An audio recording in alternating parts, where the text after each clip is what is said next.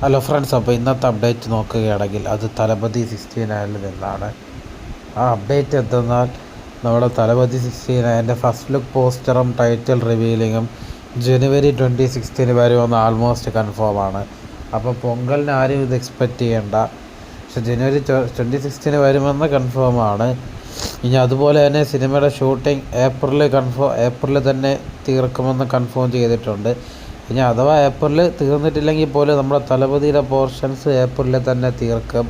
കാരണം അതിനുശേഷം രാഷ്ട്രീയത്തിൽ കൂടുതൽ ഇമ്പോർട്ടൻസ് കൊടുക്കാൻ വേണ്ടി തലപതിയുടെ പോർഷൻസ് എങ്കിലും ഏപ്രിലിൽ തന്നെ തീർക്കും. പിന്നെ ഇപ്പം ഒരു വലിയൊരു ബ്രഹ്മാണ്ഡ സെറ്റിൽ മമിത ബൈജുവിനെയും പൂജ ഹെഗ്ഡെയും വെച്ച് ഒരു സോങ് സീക്വൻസ് നടത്തിയിട്ടുണ്ട്. അത് പോയിട്ട് ഭഗവതി കേസരിയുടെ റീമേക്ക് റൈറ്റ്സ് വാങ്ങിച്ചിട്ടുണ്ടെന്ന് പറയുന്നത് ആൾമോസ്റ്റ് കൺഫേം ആണ്. പക്ഷെ സിനിമയുടെ സ്റ്റോറി മാത്രം എടുത്തിട്ട് അങ്ങനത്തെ റീമേക്ക് ആവാനാണ് ചാൻസ്, അല്ല ഫുള്ള് അതേപോലത്തെ റീമേക്ക് ആവാൻ ചാൻസ് ഇല്ല.